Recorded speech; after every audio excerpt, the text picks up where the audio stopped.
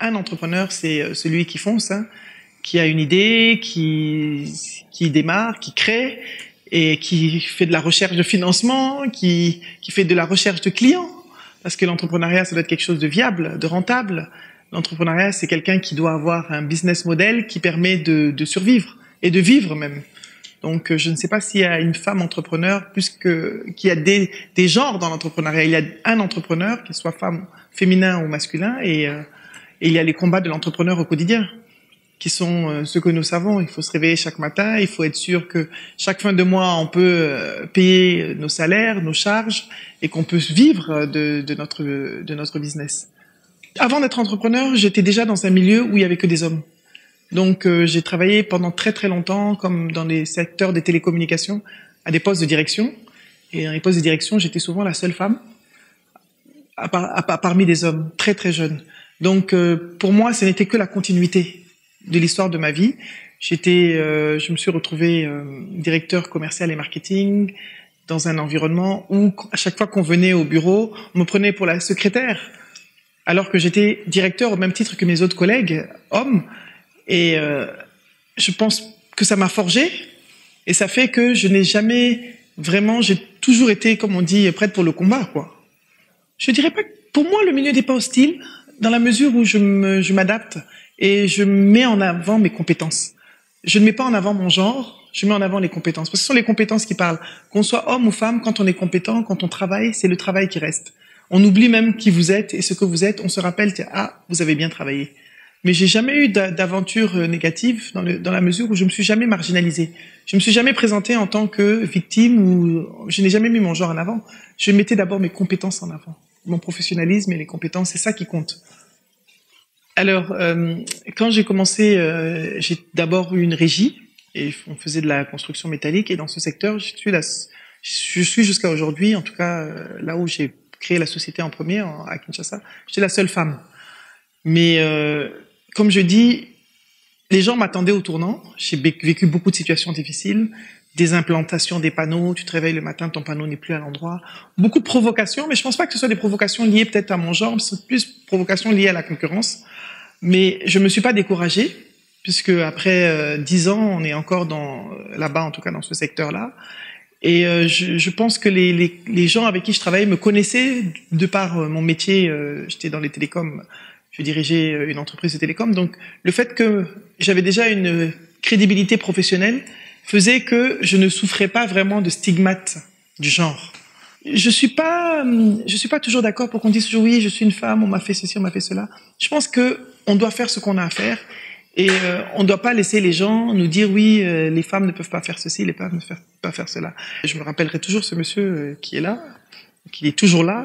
Il dit, Madame Fall, vous avez l'air gentille, mais quand vous ouvrez la bouche, vous êtes vraiment dure. Hein. Donc les gens s'attendent toujours à ce que tu sois un peu plus conciliante, mais non, ce que tu me dois, tu me le dois. Les procédures que tu dois respecter, tu les respectes. Les choses à respecter, on les respecte. Ce qui est toujours difficile pour une femme aussi, c'est malheureusement, et ça n'arrive pas à un homme, hein, quand il va chercher un marché, on va toujours te dragouiller un petit peu. Mais il faut toujours recadrer les gens. Ça, c'est des choses qui n'arrivent pas aux hommes. C'est plutôt ce genre de situation qu'on peut rencontrer. Mais je pense qu'on est à même de recadrer les gens et de les ramener vers le professionnel. Alors, conseil que je vais donner à une jeune fille, c'est d'abord d'acquérir l'expertise, d'avoir l'expérience. Parce que l'entrepreneuriat, c'est devenu un peu un fourre-tout aujourd'hui. On n'entreprend pas pour entreprendre, juste pour dire je suis entrepreneur. On entreprend pour d'abord avoir un business model viable. Premier conseil, assurez-vous que votre business, il est rentable. C'est pas pour dire je suis entrepreneur et ensuite pour pavaner sur les réseaux sociaux et pendant 10 ans être start-up qui ne démarre jamais et toujours être dans de conférence en conférence. Premièrement, entrepreneur, ce n'est pas une vitrine pour les réseaux sociaux. Entrepreneur, c'est du business. Et du business, c'est gagner de l'argent. Deuxièmement, être professionnel. Être femme ne veut pas dire user de ses charmes, ne veut pas dire être professionnel, discipliné et mettre en avant la compétence. Quand on met en avant sa compétence, on est respecté. Troisièmement, être prêt à faire des sacrifices. Sacrifier son temps, sacrifier son énergie, sacrifier son temps pour apprendre, sacrifier son énergie pour faire les heures supplémentaires. Parce que quand on est entrepreneur, on n'est pas qu'entrepreneur. Entrepreneur, c'est une casquette multiple. On est comptable, on est financier, on est marketing, on est commercial. Même si on s'entoure des compétences, on doit être capable de comprendre les différentes composantes qui font tourner une entreprise. Donc, être une jeune femme aujourd'hui entrepreneur, elle doit pas se dire je suis jeune, je suis belle, je vais réussir. Non. Et même un jeune homme, hein, parce que les gens se disent on est jeune aujourd'hui, on a une idée donc on va réussir, on va être sur les réseaux sociaux. Non, la visibilité ne fait pas la réussite. La réussite, c'est les marges, le compte en banque, le chiffre, pas le chiffre d'affaires, mais les bénéfices qu'on fait. C'est ça la réussite, c'est ça le business. Voilà le conseil que j'ai à donner. Le business, c'est pas être partout.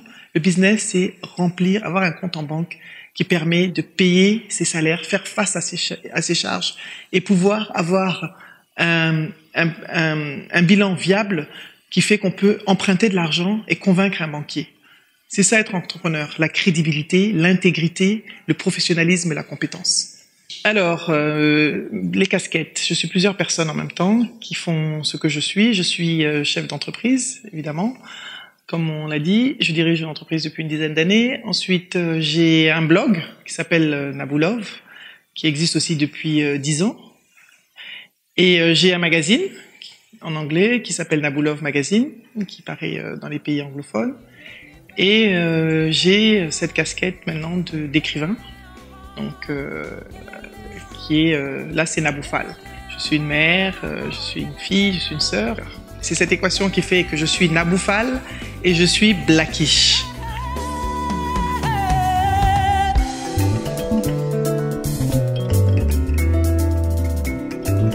À tous ceux à qui j'ai fait du mal, je vous dis, Summer Honey, pardon.